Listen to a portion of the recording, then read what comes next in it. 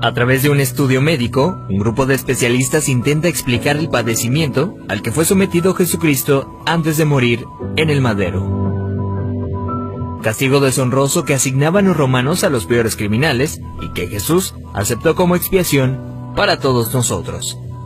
Con 33 años de edad, Jesús sufrió el castigo más cruel y abominable, ocasionándole una muerte lenta y extremadamente dolorosa, padeciendo al menos unas 18 horas.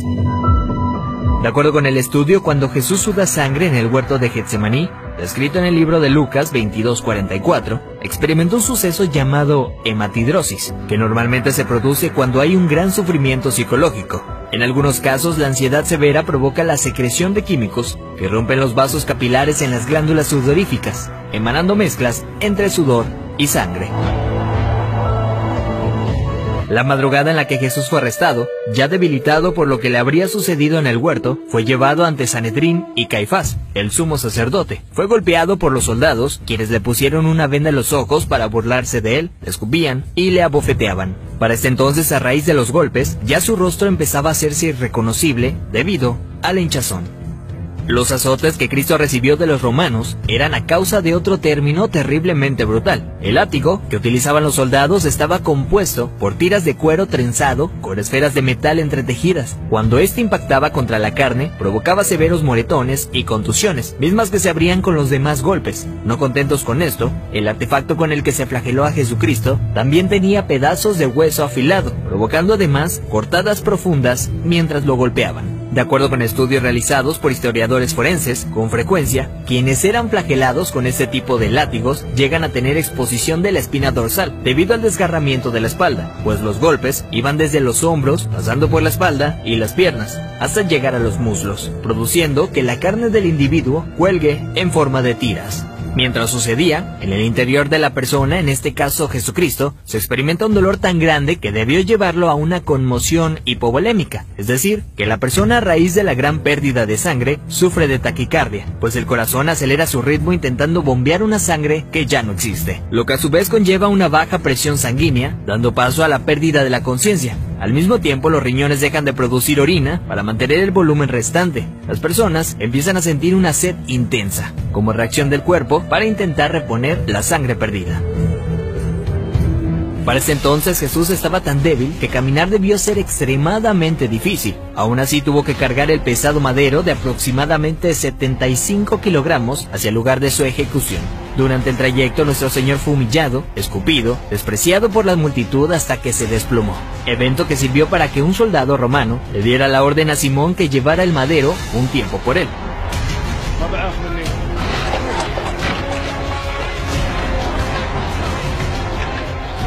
Luego de ello, Jesús dice tener sed, y le dan un trago de vinagre.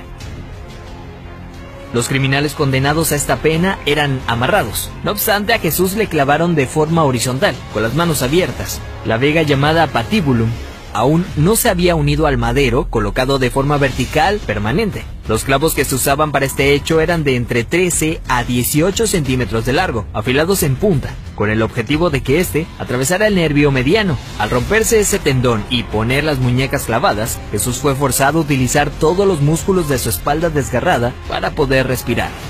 Ya colgado, casi sin poder respirar, al clavarle los pies en el madero, triturando los nervios de los pies, debió haber sufrido dislocación de los hombros, situación que se confirma en el Salmo 22:14, cuando dice: «Dislocados están todos mis huesos». Lo siguiente es una muerte lenta por asfixia.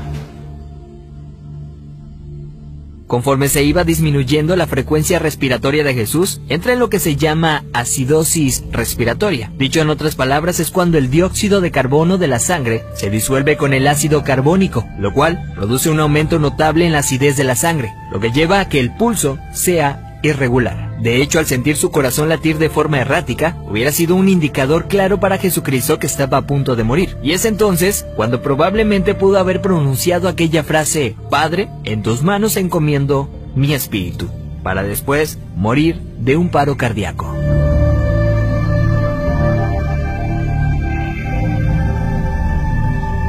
diferencia de otros crucificados, los huesos de Jesús no fueron quebrados. Esto lo hacían para evitar que las personas que pasaban por esto subieran las piernas hacia arriba y con estas se ayudaran para poder respirar. Así, la muerte era rápida en cuestión de unos minutos. Sin embargo, Jesús no pasó por esto, y se sabe porque en registros romanos, hallados años después, soldados describen el hecho, confirmando lo que ya estaba predicho en el Antiguo Testamento acerca del Mesías, donde se menciona que ningún hueso será quebrado.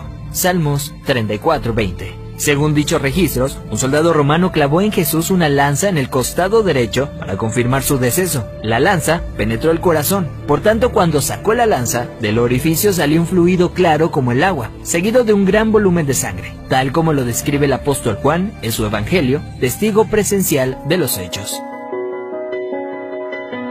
De acuerdo con la medicina, está más que evidenciado el sufrimiento que Jesús fue sometido siendo inocente. Esto es lo que sufrió el Hijo del Hombre para que tú y yo tengamos acceso al Padre y seamos perdonados. Veracidad News.